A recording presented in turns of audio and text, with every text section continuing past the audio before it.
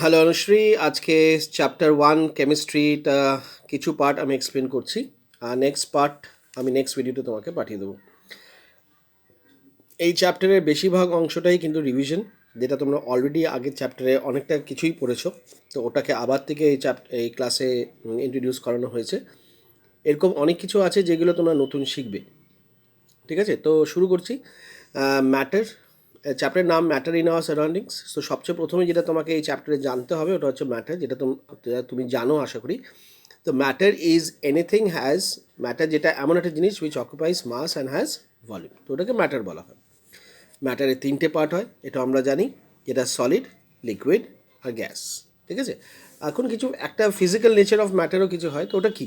তো physical nature of ম্যাটারের মধ্যে আমরা দেখছি যে matter is made up of particles, এটা আমরা বুঝি, এটাও তোমরা পড়েছো আগের ক্লাসে। আর এই particles of matters are very small, আর যেই পার্টিকেল দিয়ে ম্যাটার তৈরি হয় ওই পার্টিকেলসগুলো খুব ছোটো ছোটো হয়। হ্যাঁ, তো এটাই হচ্ছে ফিজিক্যাল নেচার অফ ম্যাটার। এখন ক্যারেক্টারিস্টিক অফ ম্যাটার, ম্যাটারের কী কী ক্যারেক্টারিস্টিক্স হয়, এখানে 4টা আছে, তো আমরা এক একটা করে পড়বো। Particles of matter have space between them are called intermolecular space, তার মানে ওই পার্টিকেলসের মধ্যে দেখবে ছোটো কিছু কম, অনেক একটু বেশি বা অনেকটা বেশি। তো এটা ডিপেন্ড করে হচ্ছে আমরা কোন ম্যাটারের ব্যাপারে কথা বলছি। যদি সলিডের ক্ষেত্রে বলি তাহলে ওই ইন্টারমলিকুলার স্পেসটা খুব কম হবে। যদি লিকুইডের ক্ষেত্রে বলি তাহলে সলিডের আন্দাজে ওটা একটু বেশি হয়, গ্যাসের ক্ষেত্রে অনেকটাই বেশি হয়। তার মানে পার্টিকেলসের মধ্যে তুমি যেই অবস্থায় বলো না কেন একটা ছোট অংশ, একটা গ্যাপ থাকেই। তো ওই পার্টিকেলের মধ্যে যে গ্যাপটা যেটা আছে ওটা বড় হোক কি ছোটো হোক ওটা কোনো ব্যাপার না, কিন্তু ওই স্পেসটাকে আমরা বলছি intermolecular space. Number 2, a force of attraction exist between the particles, তার মানে আশেপাশে যত নেবারিং পার্টিকেলস আছে, ধরো একটা পার্টিকেল যদি এরকম হয়, ওর আশেপাশে যতগুলো নেবারিং পার্টিকেলস আছে ওদের মধ্যে দেখা গেছে যে একটা অ্যাট্রাকশন একটা ঘটছে। ঠিক আছে, তো ওই অ্যাট্রাকশনটাকে আমরা বলি ইন্টারমলিকুলার ফোর্স অফ অ্যাট্রাকশন, যেটা কি সলিডের ক্ষেত্রে সবচেয়ে বেশি হয়, লিকুইডের ক্ষেত্রে একটু কম হয় সলিডের আন্দাজে, আর গ্যাসের ক্ষেত্রে দেখা যায় যে এই ইন্টারমলিকুলার ফোর্স অফ অ্যাট্রাকশনটা সবচেয়ে বেশি কম হয়। তার জন্য কিন্তু একটা জায়গার থেকে আরেকটা জায়গায় খুব ইজিলি ফ্লো করতে পারে। Number 3, the particles of matter have a tendency two diffuse, এরকমও দেখা গেছে যে পার্টিকেলস অফ ম্যাটার কিন্তু ডিফিউজ হয়। এই ডিফিউজ শব্দটা কিন্তু মেইনলি আমরা গ্যাসের ক্ষেত্রে ইউজ করব। ঠিক আছে, যেটাকে আমরা সলিডের ক্ষেত্রে বা লিকুইডের ক্ষেত্রে যেটা মিক্সচার বলবো, ওটা কিন্তু লিকুইডের ক্ষেত্রে গ্যাসের ক্ষেত্রে কিন্তু আমরা ওটাকে ডিফিউশন বলবো। ঠিক আছে, ওটা ডিফিউজ করে। এটা নিয়ে আরও এলাবোরেটলি যে চ্যাপ্টারটা আমরা এগোবো ওটা নিয়ে আমরা ডিসকাস করব। নাম্বার 4 হচ্ছে অ্যাজ আ টেম্পারেচার রাইজে, যেরকম যেরকম টেম্পারেচার রাইজ করবে দেখা গেছে যে পার্টিকেলসের কাইনেটিক এনার্জিটা বাড়তে থাকে। কাইনেটিক এনার্জি মানে হচ্ছে পার্টিকেলসের মধ্যে যে মোশনটা আছে, হ্যাঁ, ওটা বাড়তে থাকে। কারণ যেহেতু আমরা জানি যে সলিডের ক্ষেত্রে পার্টিকেলসগুলো মুভ করতে পারে না, as because the intermolecular space are very less. কিন্তু এনার্জি বাড়াতে কী হয়, টেম্পারেচার বা প্রেশার যদি তুমি বাড়াও তাতে কি হয় যে ওদের মধ্যে যে স্পেসটা কী হয় আস্তে আস্তে বড় হতে থাকে, তাতে কি হয় যে পার্টিকেলসগুলো খুব একটা ভিগারাস ফর্মে কিন্তু ফ্লো হওয়া শুরু করে দেয় বা মুভ করা শুরু করে। ঠিক আছে, তার মানে কাইনেটিক এনার্জি কিন্তু টেম্পারেচারের মাধ্যমে অথবা প্রেশার মাধ্যমে কিন্তু বাড়ানো যেতে পারে। তো এটা একটা ওয়ান অফ দ্য অবজারভেশন, যেখানে বলছে যে as a temperature rises the kinetic energy of the particles increases, যেরকম যেরকম আমি টেম্পারেচার বাড়াবো, হ্যাঁ, kinetic energy of the particles বাড়বে, and hence particles move faster. আর তাতে কি হয় যে পার্টিকেলসগুলো মুভ করতে শুরু করে। ঠিক আছে, আর এইটাই একটা কারণ যে একটা স্টেট থেকে আরেকটা স্টেটে কিন্তু কনভার্ট করা যেতে পারে। ঠিক আছে, চলো এখন নেক্সট পয়েন্টে যাই। এই সেকশনে আমরা দেখব কিছু সলিড আর লিকুইড আর গ্যাসের কিছু প্রপার্টিজের ব্যাপারে আমরা ডিসকাস করব। তো সবচেয়ে প্রথমে আমরা ডিসকাস করছি হচ্ছে প্রপার্টিজ অফ সলিড, যেটা তুমি আগের ক্লাস 7-এও পড়েছো, 6-এও পড়েছো, 8-এও পড়েছো। তো এগুলো জাস্ট একটা রিভিশন। প্রপার্টিজ অফ সলিড কী হচ্ছে, it has a definite shape, যেটা আমরা জানি। It has a definite volume also. ঠিক আছে, যাতে একটা স্পেসিফিক জায়গা নেয়। They do not tend to flow. ঠিক আছে, ওরা সলিড এক জায়গা থেকে এক জায়গায় ফ্লো করে না। They do not diffuse also. ঠিক আছে, and solid are also incompressible. ঠিক আছে, সলিডকে কম্প্রেসও করা যায় না। Properties of liquid, it do not have definite shape, ও নিজের কোনো শেপ হয় না, যেটা মধ্যে ঢেলে দেবে ওটারই শেপ নিয়ে নেবে, এগুলো তুমি জানো। Liquid have a definite shape, definite volume, ওর একটা স্পেসিফিক ভলিউম আছে, লিকুইডস টেন্ডস টু ফ্লো, এটাও তুমি জানো। Liquids are almost incompressible, almost, হ্যাঁ, এই ক্যারেক্টারটা তোমার সলিডের ক্ষেত্রে মেলে। Density of a liquid is generally less than that of a solid form.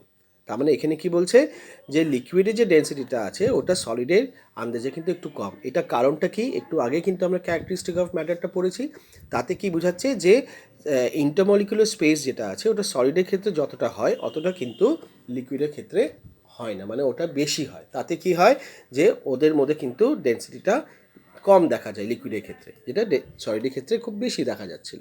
আর তার জন্য কিন্তু সলিডে কিন্তু একটা ডেফিনেট শেপ ছিল, যার ক্ষেত্রে ওর একটা কোনো ডেফিনেট শেপ নেই। ঠিক আছে।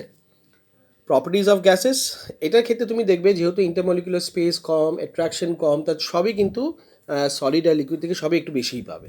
Gas do not have definite shape, ঠিক আছে, এটা নেই কেন, ইন্টারমলিকুলার স্পেস তো বুঝতেই পারছো অনেকটাই বেশি বলে। They do not have definite volume also, এটাও একটা মোদ্দা কারণ ওটারই। গ্যাসেস আর হাইলি কম্প্রেসেবল, গ্যাসকে তুমি খুব বেশি পরিমাণে কম্প্রেসও করতে পারো। The intermolecular space between the molecule is maximum, আর যেহেতু এই ক্যারেক্টারিস্টিক জন্য কিন্তু উপরে সব তিনটেগুলো দায়ী হচ্ছে।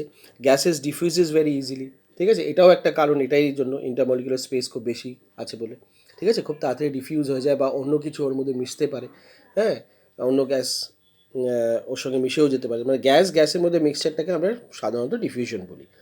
হ্যাঁ, আচ্ছা, next topic, effect of temperature. এখন এখানে দেখতে হবে, যেহেতু আমরা একটু আগে আমরা পড়েছি যে এফেক্ট অফ টেম্পারেচারটা কী বলেছিলাম, এখানে আমরা বলেছিলাম যে যদি আমি ইংলিশে বলি তাহলে when a solid is heated, normally when a solid is heated, তো আমরা কী বলেছি, দ্য কাইনেটিক এনার্জি অথবা kinetic energy of the particles increases, isn't it? একটু আগে আমরা ক্যারেক্টারিস্টিক পড়েছি, তাতে আমরা কী বলছি, যেহেতু কাইনেটিক এনার্জি ইনক্রিজ হচ্ছে তো পার্টিকেলসগুলো কী হয়, খুব ভাইব্রেট করা শুরু করে উইথ এ গ্রেট স্পিড। হ্যাঁ, মানে তুমি যখন টেম্পারেচার বাড়াচ্ছ তাহলে পার্টিকেলসের মধ্যে যে কাইনেটিক এনার্জিগুলো যেগুলো আছে ওগুলো খুব ভাইব্রেট করা শুরু করে, আর ওটাও খুব মানে হাই স্পিডে। তাতে কি হয় যে এনার্জিটি যেটা সাপ্লাই করা হচ্ছে ভায়া হিট, হ্যাঁ, ওটাতে কী করে যে ওই যে ইন্টারমলিকুলার যে অ্যাট্রাকশন যেটা আছে, মানে যেটা আমরা ফোর্স অফ অ্যাট্রাকশন যেটা পড়েছি, ওটা কি হয় যে ওটা ভেঙে যায়। তাতে কি হয় যে একটা সলিড একটা লিকুইডের মধ্যে চেঞ্জ হতে পারছে, অথবা ফার্দার যদি আরও আমরা হিট করি তাহলে এই ফোর্স অফ অ্যাট্রাকশনটা আরও কমতে থাকে, কমতে কমতে কী হয় যে লিকুইডটা কিন্তু গ্যাসের মধ্যে কনভার্ট হয়ে যায়। ঠিক আছে, তার মানে মোদ্দা কারণটা কী হচ্ছে, যখন আমরা টেম্পারেচারটা যখন বাড়াচ্ছি তখন ওই যে ফোর্স অফ অ্যাট্রাকশন যেটা পার্টিকেলস মধ্যে যেটা আছে ওটা কী হয়, আস্তে আস্তে উইক হওয়া শুরু করে। এই উইক হওয়া শুরু হওয়াতে কী হয় যে একটা ইন্টার কনভার্সন অফ ম্যাটার হয়। ঠিক আছে, তার মানে একটা স্টেট থেকে আরেকটা স্টেটে আমরা কনভার্ট হতে দেখতে পারি। ঠিক আছে, তো এখানে দেখো আমি কিছু একটা ফ্লো চার্টের মধ্যে বানিয়েছি। যখন সলিড স্টেটকে লিকুইড স্টেটে নিয়ে যাচ্ছে, তুমি দেখো এই অ্যারোটা যদি আমরা ভালো করে দেখি তাহলে সলিড স্টেটকে যখন আমরা হিট করি তখন মেল্টিং বলে একটা প্রসেস হয়। ঠিক আছে, তাহলে সলিড হিটটা যখন লিকুইড স্টেটে কনভার্ট হয় তখন ওটাকে আমরা মেল্ট করছি। এটা হচ্ছে কেন, বিকজ আমরা ওটাকে হিট করছি বলে। ঠিক যদি আমরা রিভার্স প্রসেস যদি আমরা যেতে চাই তাহলে লিকুইড স্টেটটাকে যদি আমরা কুল করি তাহলে কী হচ্ছে, ইন্টারমলিকুলার স্পেসটা আবার কী হচ্ছে, কমে যাচ্ছে। কমে যাওয়াতে কী হচ্ছে, এটা ফ্রিজ হচ্ছে, তাহলে লিকুইড স্টেটটা ফ্রিজ হয়ে আবার কিন্তু সলিড স্টেটে কনভার্ট হয়ে যাচ্ছে। ঠিক আছে, তো এটা একটা এফেক্ট টেম্পারেচারটাকে বাড়ানো আর কমানোর মধ্যে। এখন দেখো প্রত্যেকটা ক্ষেত্রে কিন্তু আমি বাড়াবো আবার কমালি, কেমন কী হচ্ছে এটা আমরা বুঝতে পারবো। এখন লিকুইড স্টেটটা যদি ভেপারের সঙ্গে কম্পেয়ার করা হয় তাহলে আমরা দেখব লিকুইড স্টেটটাকে যদি আমরা ফার্দার হিট করি তাহলে ওটাকে কী বলি, আমরা বয়লিং বলি। ঠিক আছে, as because when the liquid state changes to a vapor form or gaseous state then it is called a boiling point. কিন্তু এটা সব কিছু মনে রাখবে, আমরা শিখেছি, তুমিও শিখেছো যে এটা একটা স্পেসিফিক টেম্পারেচারকে অ্যাটেন্ড করলেই কিন্তু এই বয়লিং পয়েন্টটা কিন্তু পাওয়া যায়, তাই না? কিন্তু মোদ্দা কারণটা কেন হচ্ছে, বিকজ আমরা হিট করছি বলে, তাই না? তো হিট করছি লিকুইড স্টেটকে, তাহলে কিন্তু ওটা লিকুইড থেকে ভেপার অথবা গ্যাসিয়াস স্টেটে কনভার্ট হচ্ছে। It is only because the intermolecular force of attraction is decreasing now. Now, if you have to increase the intermolecular force of attraction, then in this case you have to cool again, মানে টেম্পারেচারটা তোমাকে কমাতে হবে। তার মানে দেখো এখানে effect of টেম্পারেচারটা কারণটা কী হচ্ছে, যখন বাড়াচ্ছি তখন কী হচ্ছে, তখন কমাচ্ছি তখন কী হচ্ছে, দুটো অবস্থাই তোমাকে দেখতে হবে। তো যখন এই গ্যাসিয়াস স্টেটটাকে যখন তুমি কুল করছো তখন ওটা কী হচ্ছে, গ্যাসিয়াস স্টেটটা আবার লিকুইড স্টেটে কনভার্ট হচ্ছে, আর এই প্রসেসটাকে আমরা কী বলি, কনডেনসেশন, যেটা একটা মোদ্দা কারণ হচ্ছে বৃষ্টি। এখন একটা থার্ড একটা পসিবিলিটি কী আছে, সলিড থেকে যদি গ্যাসে যদি নেই এটাকে আমরা সাবলিমেশনও বলি, তাই না? তো এগুলো পড়বো আমরা একটু পরে। তো সলিড স্টেটটাকে যখন আমরা হিট করি তো এরকম দেখা গেছে যে সলিডটা লিকুইড স্টেটে অ্যাটেন্ড না করে ও ডাইরেক্টলি কিন্তু গ্যাসিয়াস স্টেটে কনভার্ট হয়ে যায়। কিন্তু এটা হয় কেন, হচ্ছে কেন? বিকজ এখানে টেম্পারেচারটা বাড়ানো হচ্ছে বলে, ঠিক আছে? এটা কিন্তু সব সলিডের ক্ষেত্রে কিন্তু হয় না। ঠিক ওইভাবেই যদি আমরা দেখি ওই গ্যাসটাকে যদি আবার সলিড স্টেটে কি আনা যাবে? নিশ্চয়ই আনা যাবে। তাহলে ওই সলিড স্টেটটাকে যদি আবার তুমি ঠান্ডা করো, ঠিক আছে, মানে টেম্পারেচারটাকে তুমি যদি কমিয়ে দাও, তাহলে ওই গ্যাসের স্টেট থেকেই কিন্তু ওই সাবস্টেন্সটা কিন্তু আবার সলিড স্টেটে কনভার্ট হয়ে যাবে, ঠিক আছে? তাহলে এরকম 3 কেসেস আছে যেখানে কি টেম্পারেচারে ডিফার করলে ডিফারেন্ট ডিফারেন্ট অবস্থাতে আমরা কনভার্ট করতে পারছি। তো এই চারটা একটু ভালো করে দেখে নিও, ঠিক আছে? এখন স্কেল অফ টেম্পারেচার, যেহেতু এখন এফেক্ট অফ চেঞ্জ অফ টেম্পারেচারটা পড়েছি, তাহলে এখন টেম্পারেচারের ব্যাপারেও আরেকটা জিনিস যেটা এই চ্যাপ্টারে আমাদের পড়তে হবে, ওটা হচ্ছে scale of temperature. Scale of temperature বলতে মানে টেম্পারেচারটাকে আমরা কীভাবে মাপদণ্ড করব, ঠিক আছে? তো এখন দেখা যায় যে কমন ইউজে এই দুটো টেম্পারেচার, এই দুটো ইউনিট যেটা আছে খুবভাবে ইউজ হয়, যেটা ডিগ্রি সেলসিয়াস আর ডিগ্রি ফ্যারেনহাইট, ঠিক আছে, কমন ইউজের ক্ষেত্রে। কিন্তু যখন আমরা একটু সায়েন্সের ইনভেনশনস বা টেকনোলজির দিকে যদি একটু চলে যাচ্ছি, তখন কিন্তু আরেকটা ইউনিট আছে যেটা টেম্পারেচারের ক্ষেত্রে খুব ইউজ হয় সায়েন্স ফিল্ডে, ওটা হচ্ছে কেলভিন, ঠিক আছে? তো এখন আমরা জানলাম যে টেম্পারেচারে কিন্তু 3টে ইউনিট হয়, কিন্তু যেটা সবচেয়ে কম ইউজ হয় ওটা হচ্ছে মানে জেনারেল ইউজে ওটা কিন্তু কেলভিন। এটা কিন্তু অতটা ইউজ হয় না জেনারেল লাইফে যতটা এই দুটো হয়। কিন্তু যেহেতু এই 3টে ইউনিট আছে বলে আমাদের কিন্তু মানে রিলেশনটা বুঝতে হবে, how they are related to each other, ঠিক আছে? তো সবচেয়ে প্রথমে যে রিলেশনটা আমরা বুঝবো ওটা হচ্ছে কেলভিন আর ডিগ্রি সেলসিয়াসের ক্ষেত্রে। তো প্রথম রিলেশনটা কি? Kelvin is equals to degree Celsius plus 273.16, ঠিক আছে? এই 273.16টা কিন্তু একটা বিরাট একটা কিন্তু কনস্ট্যান্ট ভ্যালু বলতে পারো, হ্যাঁ? তো এটাকেও আমরা বুঝবো একটু পরে। তাহলে এখন আপাতত খালি এই ফর্মুলাটা বুঝে নাও যে Kelvin is equals to T degree Celsius plus 273.16। আবার যদি টি ডিগ্রি সেলসিয়াস যদি কেলভিনের সঙ্গে যদি তুমি রিলেশন দেখতে চাও, তাহলে T degree Celsius equals to Kelvin minus 273.16। এখন ডিগ্রি ফ্যারেনহাইট আর সেলসিয়াস, ডিগ্রি সেলসিয়াসে কীভাবে রিলেশন আছে? তো degree Fahrenheit equals to 9/5 into degree Celsius plus 32, ঠিক আছে?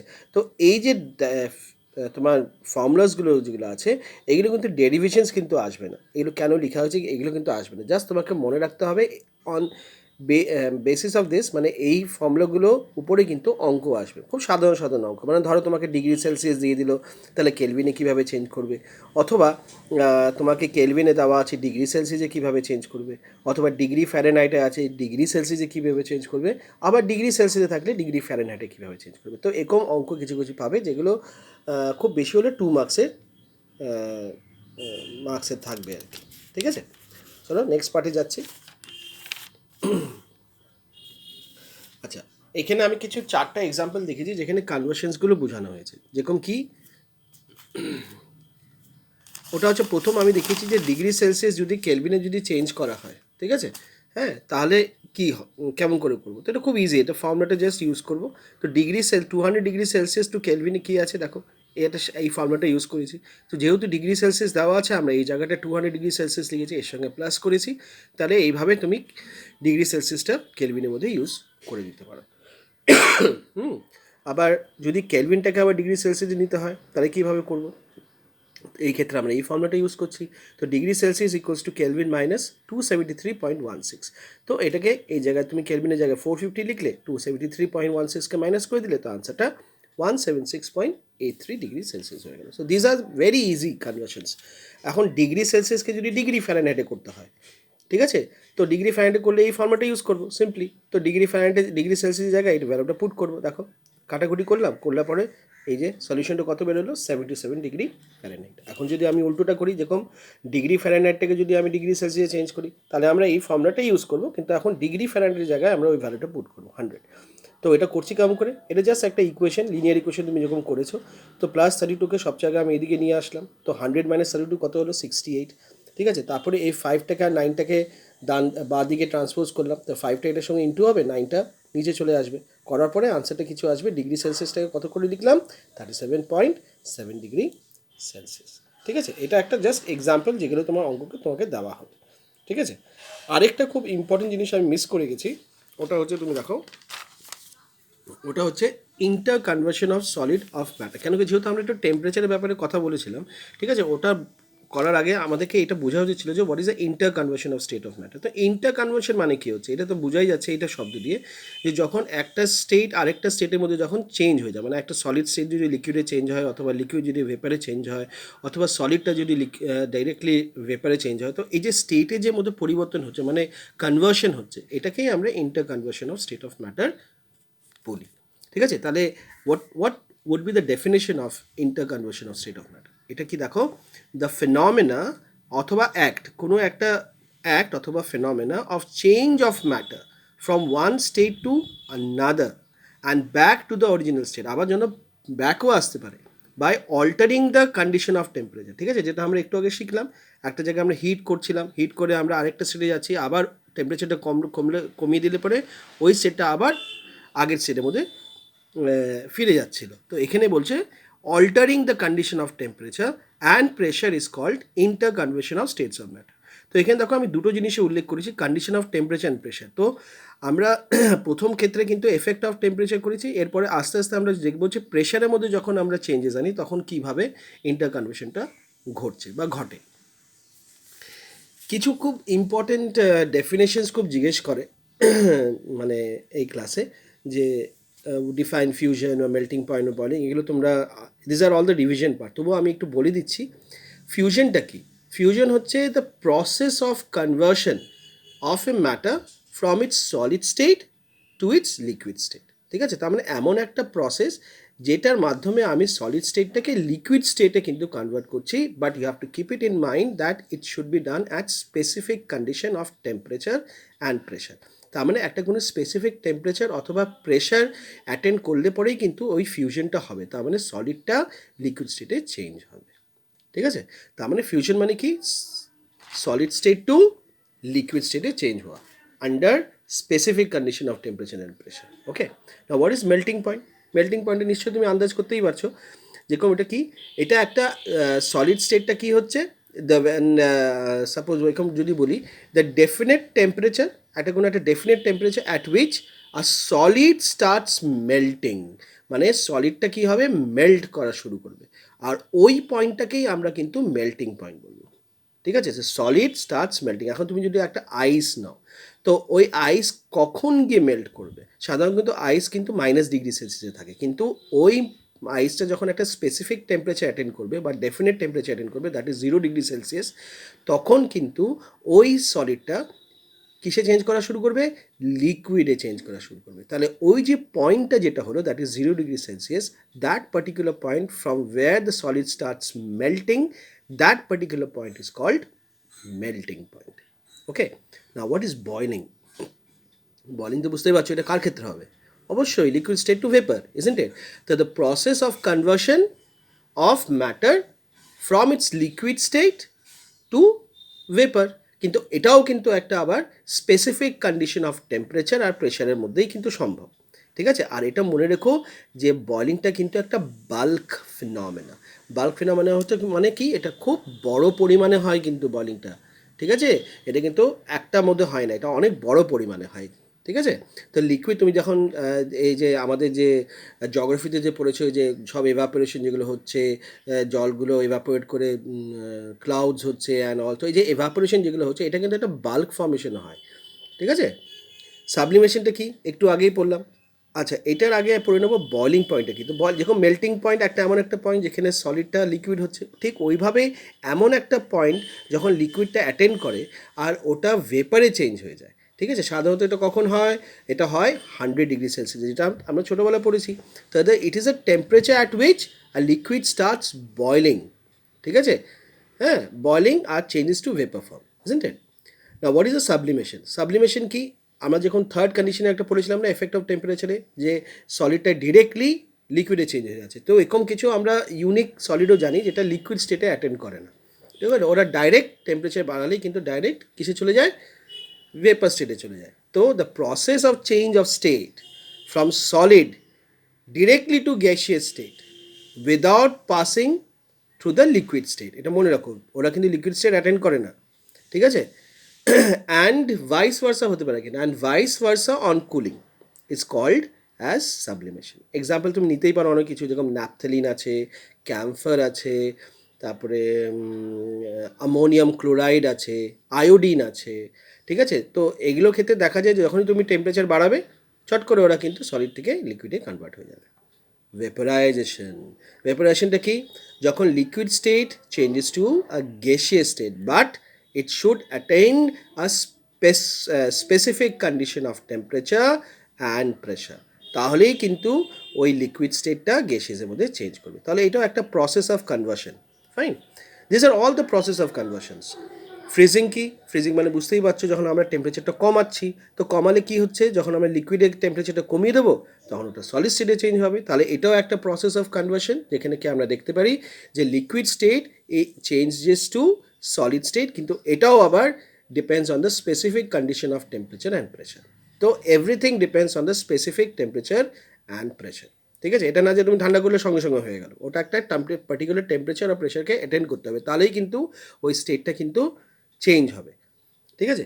ফ্রিজিং পয়েন্টটা কি? যেরকম boiling point, melting point, freezing পয়েন্টটা একটা এরকম আছে।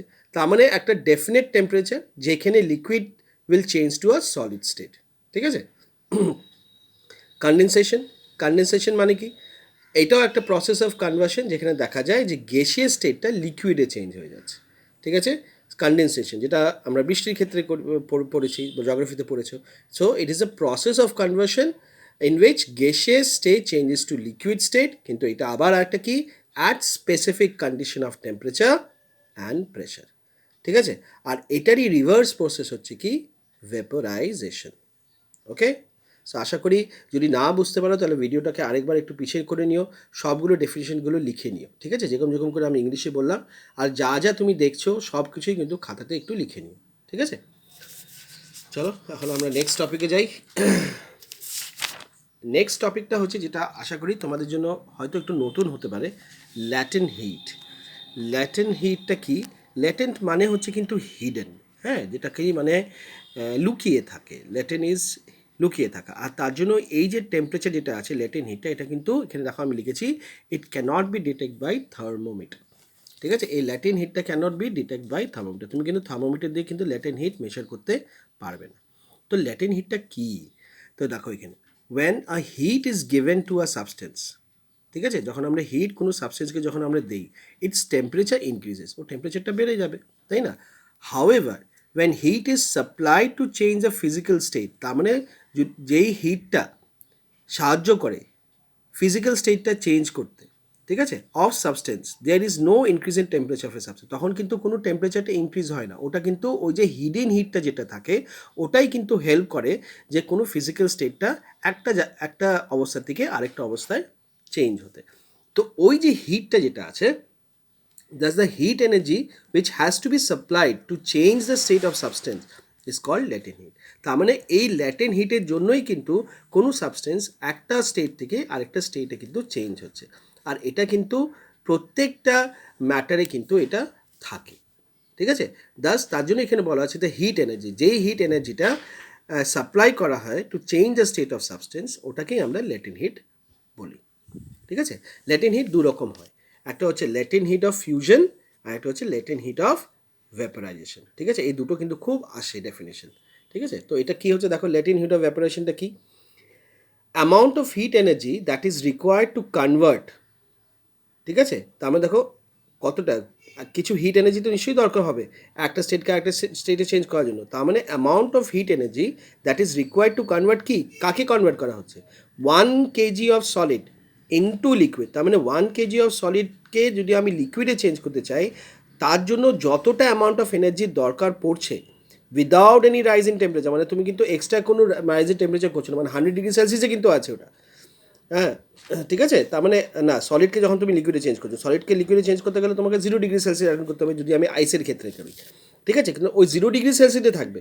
কিন্তু তুমি যদি মনে করো না টেম্পারেচার তুমি বাড়াচ্ছ তার জন্য হচ্ছে, এটা কিন্তু তার জন্য হচ্ছে না, এটা ওটার জন্য হচ্ছে কেন কি সলিডের মধ্যে কিন্তু একটা ল্যাটেন্ট হিট লুকিয়ে থাকে।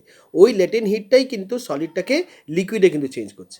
ঠিক আছে? কিন্তু ওটা করতে গিয়ে অনেকটা এনার্জি কিন্তু দরকার পড়ে। ওই এনার্জিটা যদি দেখা যায়, তো আমরা তো তুমি বলতেই পারো যে একটা ভ্যালু আছে যেটাকে 3.34 ইন্টু 10⁵ জুল মতো দরকার পড়ে, ঠিক আছে? তো ওটা আমরা ডিসকাস করব। তো এটা এখন খালি জেনে নাও যে লেটেন্ট হিট অফ ফিউশনটা কি, the amount of heat energy that is required to convert 1 kg of solid into liquid without any rise in temperature, এটাকেই লেটেন্ট হিট অফ ভেপারেশন বলা হয়। আর মনে রাখবে particles in water at 0 degree Celsius, মানে ওয়াটারের যে পার্টিকেলসগুলো আছে 0 degree Celsius যখন থাকে, possesses more energy as compared to the particles in ice, ঠিক আছে? তার মানে আইস যখন আইসের অবস্থায় যখন থাকে, হ্যাঁ, তখন যে ওর মধ্যে যে এনার্জিটা থাকে, and if you compare that energy with the particles of the water at 0 degree Celsius, তাহলে দেখা যায় যে ওয়াটার ক্ষেত্রে যে পার্টিকেলসের যেটার মধ্যে যে এনার্জিটা থাকে ওটা কিন্তু অনেক বেশি হয়, ঠিক আছে, compare to the ice particle. কেন কি 0 ডিগ্রি সেলসিয়াস অবস্থা হলে কী হচ্ছে, আইসে তো জলের মধ্যে কনভার্ট হয়ে যাচ্ছে। তখন সায়েন্টিস্টরা দেখেছে যে particles in water at 0 degree Celsius possesses more energy. তো ওই পার্টিকেলসের মধ্যে যত এনার্জি হয় ওটা অনেক বেশি হয় compare to the particles in ice. যেটা আমি কি বললাম, কত এনার্জি হয়, 3.34 ইন্টু 10⁵ জুল। জুল কেন বলছি, কেন কি এটা এনার্জির ব্যাপার হচ্ছে। তো এনার্জিকে আমরা কী দিয়ে মেজার করি, জুল দিয়ে মেজার করি, ঠিক আছে? এখন amount of what is the latent heat of vaporisation. তো ভেপারেশন মানে বুঝতেই পারছো যে লিকুইড স্টেটটা কিসে চেঞ্জ হচ্ছে, ভেপারে চেঞ্জ হচ্ছে। তো একই রকম ডেফিনেশন দেখো, amount of heat energy that is required to convert 1 kg of liquid into vapour state without any rise in temperature. তার মানে 100 ডিগ্রি সেলসিয়াসটা 100 ডিগ্রি সেলসিয়াসে থাকবে, ঠিক আছে? বুঝতে পারছি তো? তার মানে যেটা ফার্দার যেটা টেম্পারেচার তুমি যেটা ইউজ করছো ওটা কিন্তু কিসে ইউজ হয়ে যাচ্ছে, ওটা কিন্তু কনভার্সনে ইউজ হচ্ছে, that is called a latent heat, ঠিক আছে? Is known as a latent heat of vaporisation. আর তার জন্যই কিন্তু বলা হয় যে স্টিমের এনার্জিটা compare to the boiling water is more larger actually, ঠিক আছে? তো স্টিম কিন্তু বেশি dangerous compare to the boiling water. Okay, তো আজকে এই অবধি থাকুক। পরবর্তী যে ভিডিওটা যেটা থাকবে ওটা আমি further effect of change of pressure আরও কিছু আছে ওগুলো আমি এক্সপ্লেন করবো, ঠিক আছে? এখন আমি যা যা দেখালাম এই ভিডিওতে, পারলে সবগুলো একটা খাতার মধ্যে নোট ডাউন করে নিও, ঠিক আছে? থ্যাংক ইউ আর টেক কেয়ার।